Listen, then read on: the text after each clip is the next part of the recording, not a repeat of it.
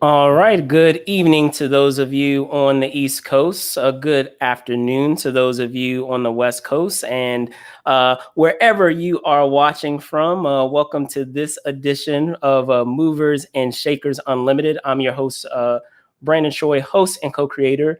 And thank you guys for checking out this episode. As you guys know, this weekend we will be doing a series of special edition episodes known as SDCC Peeps. This is a sequel edition from last year. And if you recall, the purpose of SDCC Peeps, excuse me, I can talk today, SDCC Peeps is to be able to commemorate, those relationships, those, friendships that you develop over the course of, come attending the show and how you develop, I guess you can say, a whole con fam away from home. So with that being said, every single episode we will have some terrific guests for you guys to share share your experiences with, and for them to share their experiences with you.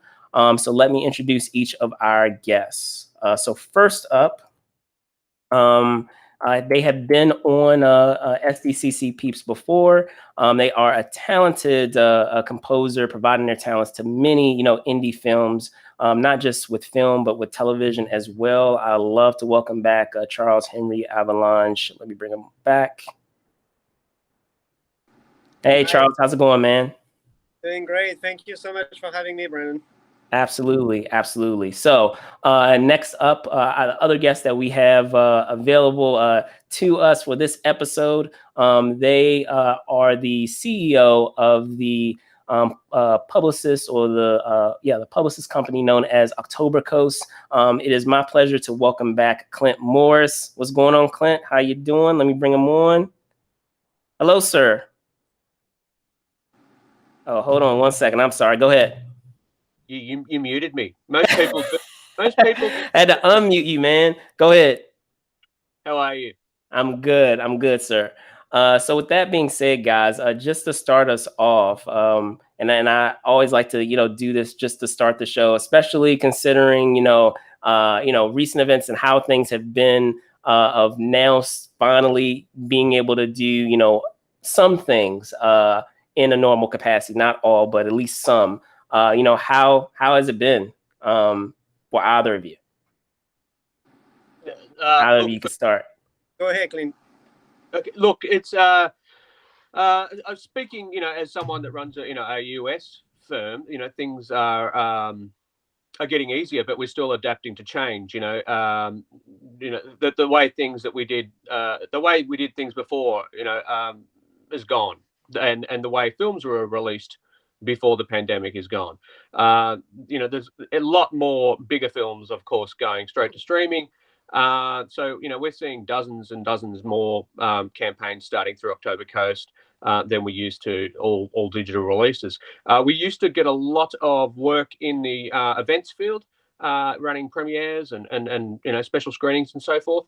At the moment, they're still all on pause, or again, they're gone. It's a thing of the past. So look, I think it's still too early to tell whether some of these things will come back, whether we're going to go see a lot more theatrical releases and we're going to see a lot more events kick in. But at the moment, it's just it seems to be, from what I can tell, a time of change and a time to accept that and either go with it or live in the past like Fred Flintstone. And it's funny you should say that, as someone who is in the future versus versus myself and Charles. Seeing that it is Saturday where you are. It's Saturday here, and I'm telling you, everyone's huddled up in their mama's basements with their copy of Showgirls. That's how exciting the future is. All right, Charles, punt it over to you. Well, it's been starting to get a little better. I remember when we had a conversation about this last year, things were pretty gloomy. Yes, yeah. Things have started to pick up again, but I have to say I have my worries right now with the new variants. Hearing about lots of productions that are starting to shut down again. Most recently, the Westworld TV show production just shut down. House of the Dragon just shut down, so it's kind of scary. Yeah. it's kind of scary for now. I'm very happy to say that some work has started to come back. In the meantime, I've been taking this opportunity for the past year to work on a lot of my personal projects that I usually never had time to do, and so it was Sure. kind of wonderful in that way. Um to compose music, for example, for my own sister. I come from a family of painters, among other things. And, one thing that I always wanted to do was to make music inspired by those paintings that I always saw on my walls when I was a young and growing. And so today I get to do that, and I get to do that with some of the best musicians in Los Angeles. We've been recording remotely. Everybody's been absolutely wonderful, and this is a project that I just can't wait to share with the world. It's like folkloric French music from the late 1800s, 1900s, which is what my ancestor painter was painting. And so, like most recently, I recorded with an accordionist in the city of Chartres, where my ancestor was from, and we did all that like remotely, and like it's been very healing for the soul to be able to do that. On the other hand, like movie wise, I just started working on a TV pilot called Renegades Ominara, and it's directed by Tim Russ from Star Trek Voyager, and I am super excited. It's gonna be a sci-fi show. It's greedy. It's that like badass sci-fi like we want to do. Strong lead female character. Everything that I've been wanting to do for a while. So I'm super excited about this, and looking forward to bring that to the world as well. All right, awesome, awesome. And it's funny, you bringing up, all of these shows. One thing that came to mind, and it made me think of you, Charles, is thinking of Cannes Film Festival, and I was like, I remember our conversation, you talking about, living near that film festival. So like when I was thinking of that, I thought of you, and I was like, oh, I wonder if he actually went, or if he had an opportunity to go back recently and go there. But Absolutely, I had plans to do that. Actually, I had some very strong plans because I haven't seen my family in 4 years. oh wow. I was planning, to do that last year, but of course that completely got scrapped off. And this year, same thing, because unfortunately, my wife being a high risk person, and even though her and I are both vaccinated, the Delta variant is very worrisome, Yeah. and more worrisome is the Lambda variant that I've just heard of. That seems to be really, really nasty. And unfortunately, France is having, although they reopened, they are having their cases that are going up like really, really quick. Like hospital starts to be overwhelmed again. And the problem is the vaccination process in France has been very, very slow. Mm. And a lot of people in my family are not vaccinated yet. So I had to make the very, very difficult decision this year of, in order to keep my family safe, to once again avoid going to France. So it's been tough. I did watch, what was going on at the Cannes Film Festival, from the internet. Yeah. Once again, I'd love to be back, and maybe some of the projects that I'm upcoming projects that I'll be working on will lead me there. Hopefully next year,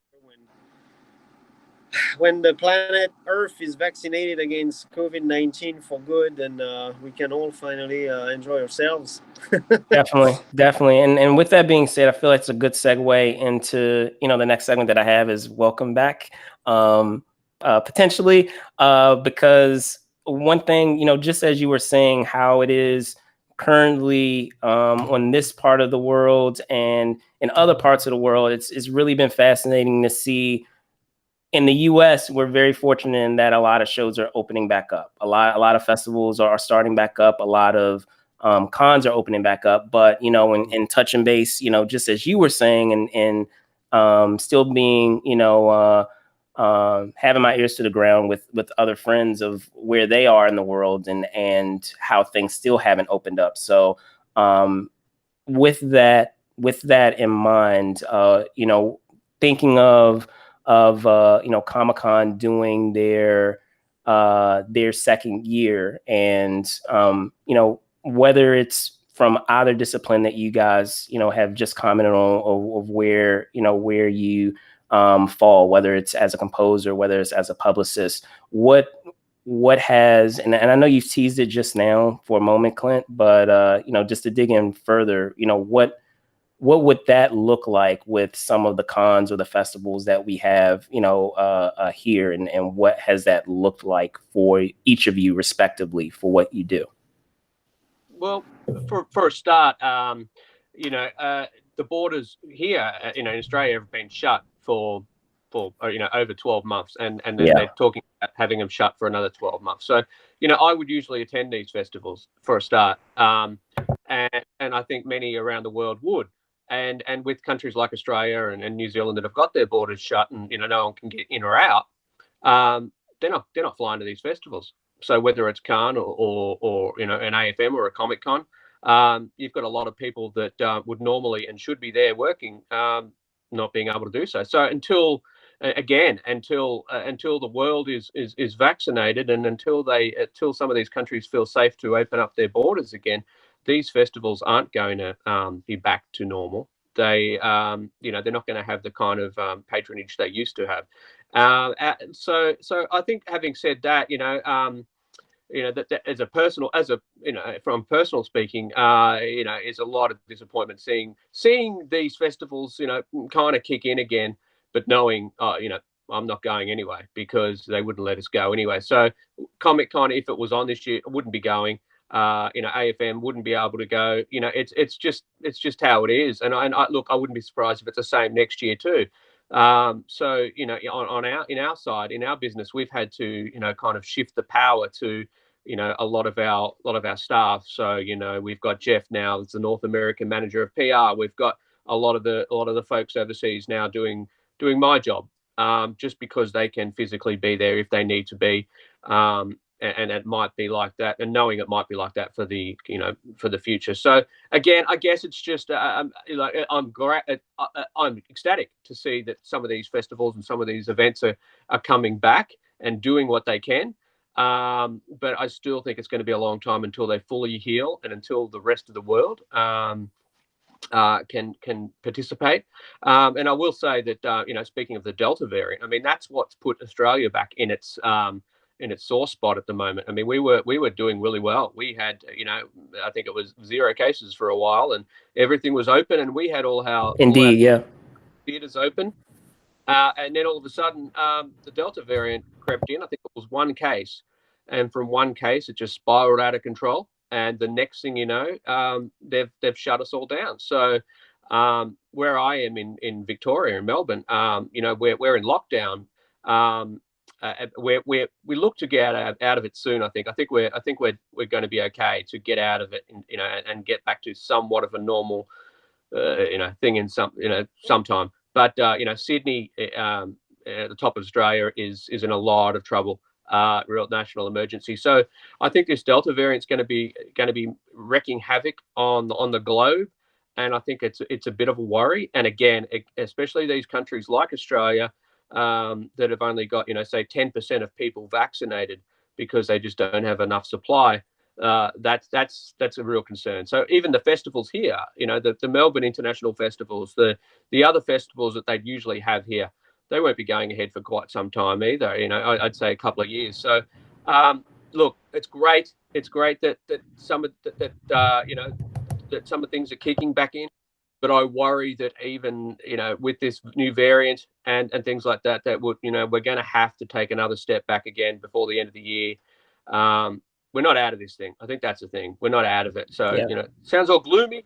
But I'm the gloom man. And at times, look, if you're gloomy and you're miserable, you just pull out, your Punky Brewster. And that will cheer you up. That'll keep you going. It keeps me going through lockdown. For sure. Charles? Well, yeah, I mean, and I think we should definitely take a cue from when Clint is saying and what Australia is going through right now. It is highly worrisome what's going on with the Delta variant. Even like here in Southern California, cases are rising like crazy. and the hospitals. I actually this morning received already an email from my local hospital telling me that unless I have really a serious emergency, I should avoid the ER. So I haven't seen an email like that in the past 6 months. Mm. So fortunately, it's sadly coming back up. So, but yeah, I mean, overall, it's hard. I think people are growing tired, and understandably. I mean, I am. You know, I've been extremely careful and pragmatic for this whole thing. My wife and I have probably been some of the people that followed all the rules, CDC rules, everything to the letter. Yeah. And um, a year and a half into it, yeah, I mean, we too starts, particularly when you're giving a piece of hope, thinking that we might see the end of the tunnel, and now you're being told that, well, tunnel might be a little longer after all. Uh, yeah, this could be worrisome. But on the good side, though, like I feel like I'm so much better prepared right now for another lockdown than I was last year. Yeah. Uh, you know, and it's like because after a year of working this way, uh, people are more comfortable now meeting via Zoom and stuff like that. And in some ways, it has opened other opportunities that I felt was close to me before, like meeting with like producers and directors from across the globe. Like back in the days prior to the pandemic, there was still that like that human connection has to be here. You had to meet with people really like face to face, and Yeah.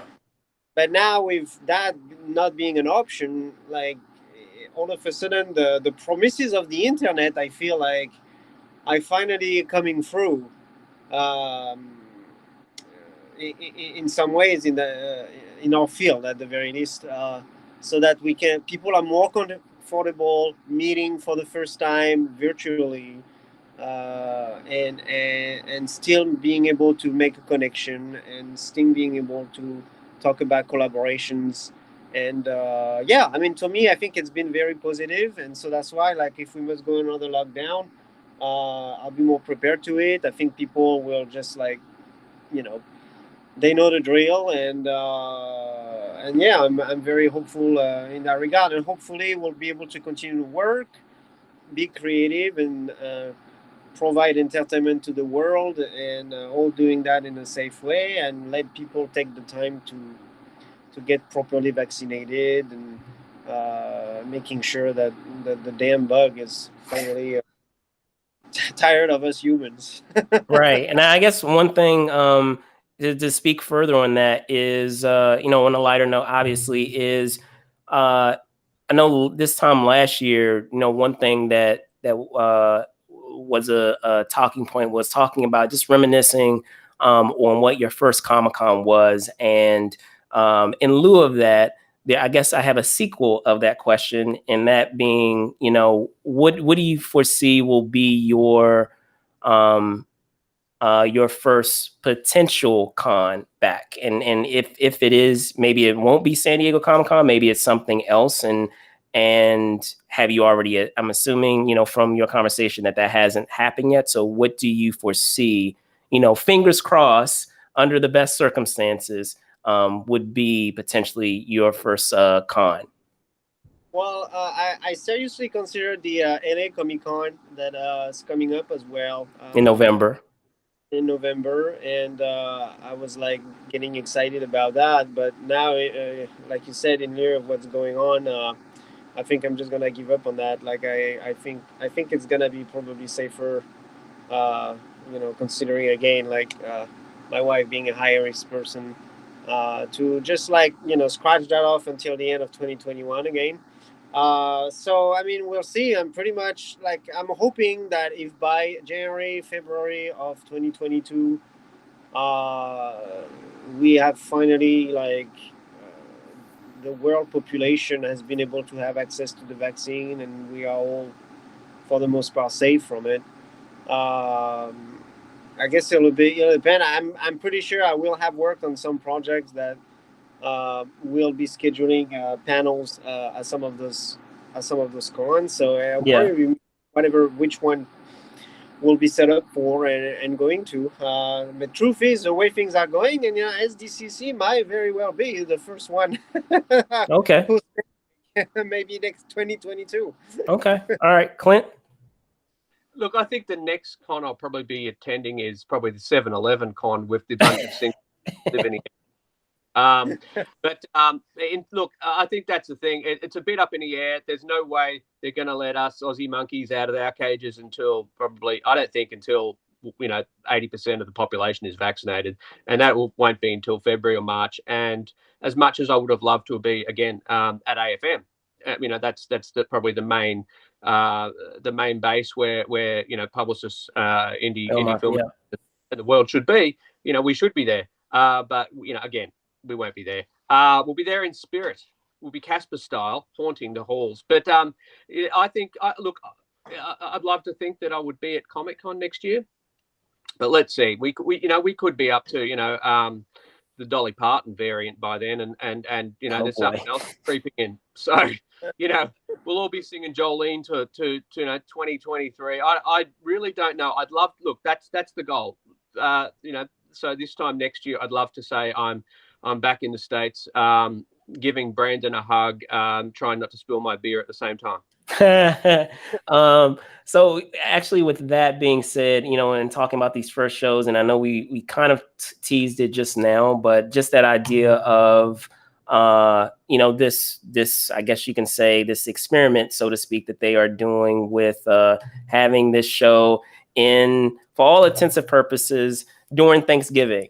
So with that in mind, what are your thoughts, on the prospect of that show? If we're to dig in deeper, at least with that component, yes, we're having this second edition of Comic-Con at home, but if we're looking onwards to this live show that they have, do you foresee it, being and I know you commented on it just now, Clint, but at least for you, Charles, that it would be something that you would, I think you touched on that. It would be something that you would potentially check out if it, fingers crossed, we get there and it's still something that happens. Because again, things constantly change. It seems like week to week. Yes. Well, yeah. Again, anything. I was having plans of making, maybe starting to go out and check out whatever events would be going on around November. But yeah, things the way things are going right now, I'm not holding my breath. It's I'm just trying to be pragmatic about it and trying not to have too much hope. But as long as internet options are being offered, of course, I will check it out. For example, last year I attended the what was it called now, the DC Comics mega event that they had. I think it was in August last year, and it had, you could tell it was the first time. It had its issues, but for the most part, I thought it was very engaging, and we were able to see a ton of stuff, and it was quite entertaining for a whole 24 hours that it lasted. Be able to watch a ton of panels and documentaries and some previews on upcoming shows that I found myself checking out now. And there was a mega preview back then on the Justice League new cut, Zack Snyder's cut. So that got me prepared for when it came out. When it was out on HBO Max. So yeah, I think that as long as conventions continue to do such a great job and making sure that we also have a web option for things like that, in just to be ready for any case of event, in case the world goes down the flame again. I'll be around. Cool. And Clint, I want to punt it over to you. In terms of what we have with this, this current show now, this current virtual. Do you, or is there some programming that you're foreseeing that, you are going to, check out, at least with what they have available currently? That it is a hard one because I think because a lot of if you're not, again, I think it's easier when you're there because you're on the same time zone. So if they've got, say, an 18 panel with Mr. T there, which I really hope they do, then I probably won't be tuning in because it'll likely be at 3 a.m. my time. So I think that's the problem when they do virtual things. I guess I can watch it, the replay later, and see how many times T says pity the fool. But look, I think that's the thing. It's and I talk to a number of people and they say, yeah, it's just not the same. And I think that's the thing. And I think Comic Con is more than just seeing talking heads around a table, chatting about how great they were in the latest Marvel movie. I think it's a communal experience. People all over the world coming together, checking out stuff, checking out exhibits on the floor, catching up for dinner, going to these parties and networking. I think that's probably 70% of the draw for me is everything outside of, say, the panels. But look, I'm going to have a look at the schedule again. But I'm as much as I love to support Comic-Con, I just haven't been as interested, I think. And I think it's because probably a large part too is because I haven't got any business there for the past 2 years. If I had clients there, if I had panels that maybe I was involved in myself, then yeah, of course I'd be more interested. But at the moment, it seems like a bit of a it seems like a good day to Die Hard, basically, compared to Die Hard. It's it's a watered down version of what we had, and there's not a lot of interest there. So and even talking about the if they do a physical thing in Thanksgiving, I mean the I can imagine the audience for it is going to be smaller than the theater intake for Black Widow. I mean, there's going to be it's going to be a lot of countries shut out, and as we know, Comic Con, a huge lot of their patronage is outside countries. So it's going to be, I say it'll be, whoever lives, nearby will pop over to see, the latest invisible jet that Wonder Woman will fly, but in the next movie. Other than that, it's not going to be a lot of our Aussie, New Zealand, French, UK neighbours. It'll just be the locals checking it out, and I think it'll be more along the lines of say Anaheim comic comic convention, or at the same size of, say, my 7-Eleven thing. So yeah, I think we're all kind of we all just better get vaccinated. We all just better stay healthy. High risk people, I'm one myself. Just stay put until it's until we're in a better position, and maybe then when, say, if Comic Con opens again next year or the year after, we go and spend double the money there, to make up for the money that we lost the year before. So, I'll buy 2 of those, string Punky Brewster dolls, or Commandant Lassard from Police Academy. I'd usually only buy 1, and it says many, many, many. But yeah, I'd buy 2. So just to make up for it. So I think that's the idea. Save your money for the physical one. But look, if you're in the area, it's safe, you're vaccinated. Yeah, check out the invisible jet at the Thanksgiving one. But again, that Delta thing, it's not friendly.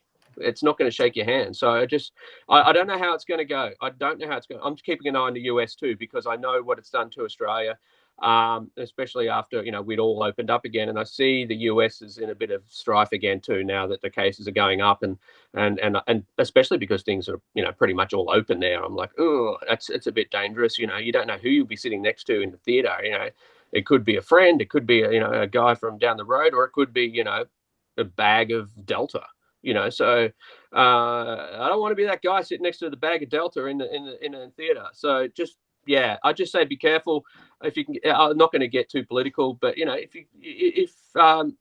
you can get vaccinated, please do. There's no 5G chip in it yet. I've been trying to connect to the Bluetooth on my Google, but the arms, it's normal. It's all good. No side effects. For sure, for sure. And in with that in mind, because you guys brought it up just now, is it has been fascinating to see what the trend is across the board for this weekend, and how people are consuming their second edition of Comic-Con at home.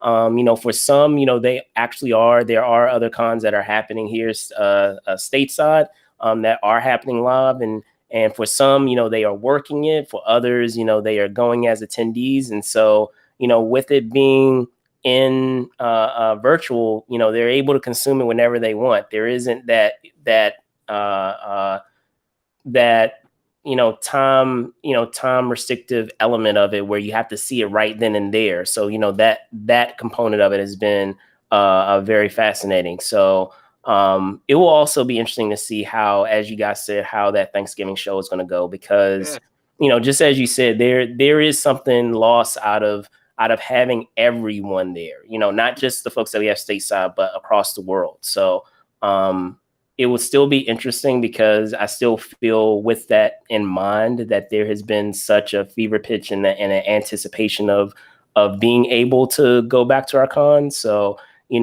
maybe despite the circumstances, people will still try to come out in droves to check it out.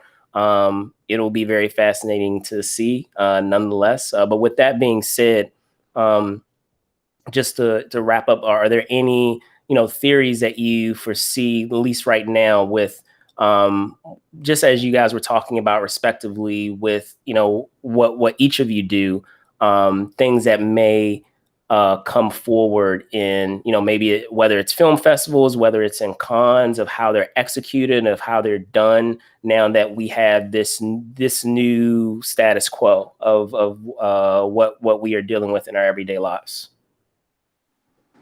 Whoever like to start. Well, yes. Look, I would say, in terms of films aren't going to go away. Theaters aren't going to go away. We're still going to see. We're going to see the big blockbusters. We're going to see the big Marvel films. We're going to see Star Wars films and so forth, all screening, at theaters and IMAX. But I think what the pandemic has shown us, for better or worse, is that there's still money to be made by just having these other films that aren't, the $200 million blockbuster. Say a film like The Conjuring 3 can make just as much money by streaming at home. Black Widow. Sad about because we all love the theater, and I'm the guy who'd rather see anything in the theater than watch it at home. It's just something just not. I mean, number one, you can turn your phone off and unplug for a couple of hours and watch a movie. I dare say everyone that watched, say, The Conjuring 3 at home was sitting there tapping on their phone at the same time while cooking dinner and changing a diaper. There was just something different about it. There's no way you can get as invested in a film at home as you can in a theater. So I'm all for these theaters kind of finding their way back. They might just have to come up with something a different coming back, maybe something I don't know, maybe they're serving a meal or they're doing something. They've got a new built-in service of some sort. But that's an idea someone's going to have to come up with over the next 12 months to draw people back into theaters. Maybe if the studios stop releasing things to streamers over the next 12 months, I'm hoping we don't see say the likes of Top Gun, Maverick, and things like that. I hope we don't see that announcement a month before, saying the Paramount Network's going to scream at the same time. That will be the death knell, I would say, for theatrical for a while, if that happens, because we all know a film like Top Gun Maverick needs to be seen on the big screen by the looks of that thing. I don't want to be watching that on my phone, and especially with the with the dodgy internet speeds of Australia, I'll be saying, I feel the need for where the hell is my speed? I think we're going to see a lot more streaming releases. For better or worse, we're going to see a lot more streaming releases because there is money to be made there. The pandemic, some might even say, talking of conspiracy theories, that Netflix or one of these crowds actually kicked it in so that they could, get their numbers up. Because look at how well, say, Netflix and Amazon, all these crowds have done since the pandemic kicked in. Everyone has just, jumped onto those. So we are going to see a lot more streaming releases, a lot more digital releases. In terms of indie films, I think we're going to see a lot of. I think indie films are going to be good. I think indie films we're going to be fine. Last year we had a boom year, which I'm sad to say, because we had so many films going straight to digital that we were inundated with work. And I think that's how it's going to be from now on. A lot more films not even considering going theatrical. But if we can come up with a way to get people back in theaters, I think that'll survive too. I think we're just going to roll with the times, roll with the changes, and just keep an eye on things. Hopefully, when things are more back to normal, we will get sort of back to where we were, but it'll never quite be back to where we were. As I said, I think you'll see those medium-sized films streaming at home. But hey, get yourself a good 7.2 surround speakers and stuff like that, and it'll be just it's close. It's close. I can sit behind someone and ruffle my Maltesers or whatever, and you can pretend you're at the theater, cough now and then, maybe talk to them. Yeah, for sure. But make them feel like they're there, So that would be my final thought. Is just we're just gonna have to roll with the times, but we'll be okay. Everything will bounce back. Look at vinyl records. Who ever thought vinyl records would come back? Now I'm paying $70 or something for a copy of the Electric Dream soundtrack. I mean, it's ridiculous. So if they can find their way back, theaters can find their way back, and it won't all be roses for the streaming platforms. That they're going to have to do some battle with some new theaters that'll pop up, some multiplexes. Maybe some maybe they can get like Girls on Roller Skates to come around, serving popcorn or something in the LA theaters, and they'll be fine. It'll be all good. We just got to roll with the times. In the meantime, if you get blue, I got that Punky Brewster set, and anyone can borrow it. I'll send it over to anyone. It's a good laugh. Cool. And to add to that too, and talking about what you were saying of seeing an increase or influx of indie films, I'm also fascinated by like how does that also look, in terms of the clientele that you have and being able to get them in front of media. Do you foresee that will continue in a virtual capacity like this, or do you foresee that we'll ever get back to having the red carpet and having all those other elements that that you would expect when publicity is provided for a particular project, or do you feel like it's going to be a mixture? Look, I think it'll be a mixture. I think we'll see more and more, for a lot of our big talent over the last couple of years, for instance, none of them have been in the studio for their big TV interviews and so forth. So say Dee Wallace this morning, we had a Dee do KTLA, and she was simply zooming in. And I think we'll see a lot of those stations probably insist on doing those from now on, because they probably find it easier than having to, have someone come in and they get their makeup person on there. This way, they simply click a button, that person's ready to go on, and there's no meet and greet. There's no having to, get them all dolled up. It's, they have to do it themselves. So I would say that we're going to see less and less of that kind of stuff, and more and more Zoom and non-physical stuff.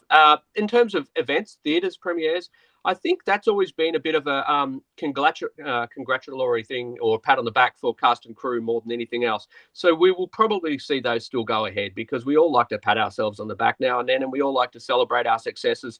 So I'd say as soon as it's safe to do so, we'll see, some of these theaters again hold a one night special screening of this and have the cast and crew roll out again. But again, it's got to be when things are safe, because there is a number of people that are a huge number of people that are high risk in even in the entertainment industry, and they're not going to be coming out. You're not going to have, say, a Halle Berry come out to a premiere at the moment. She's diabetic. She's healthy, but even just being a diabetic, it's not safe to be around this Delta thing and any possible sick people. So there's a lot of autoimmune diseases and so forth that you just and people that are immunity comprised that just won't be taking that risk until one thing I will say about America, vaccination rate is fantastic compared to a lot of other countries.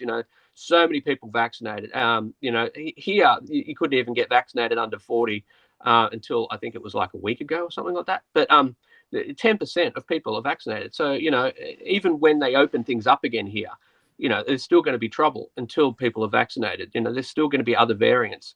So look, I would say America is in a good spot because a lot of people are vaccinated. They are, it's funny how things kind of had turned around there, but I think you guys are going to be, some of the first to see more physical things or things in person again, like that invisible jet at the con and things like that. So, but, hopefully the rest of the world can catch up. We can all kind of come together and again, back in theaters.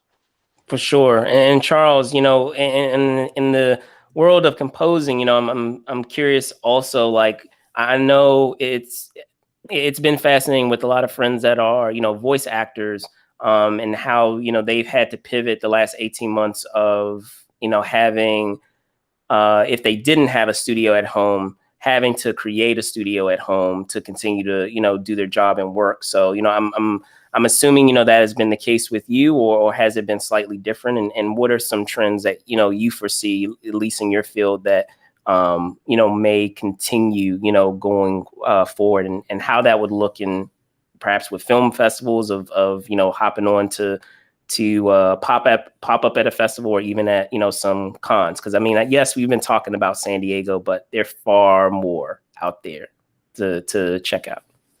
Absolutely. Well, for one thing, the pandemic, I believe, had some very, very positive impact on some of those things. Like, for example, for myself, I used the pandemic time to upgrade my studio to be able to provide my services in full 5.1. Which up until now, like, if you ask most composers, they're still set up in stereo. And so I took this opportunity of the pandemic to upgrade myself in 5.1.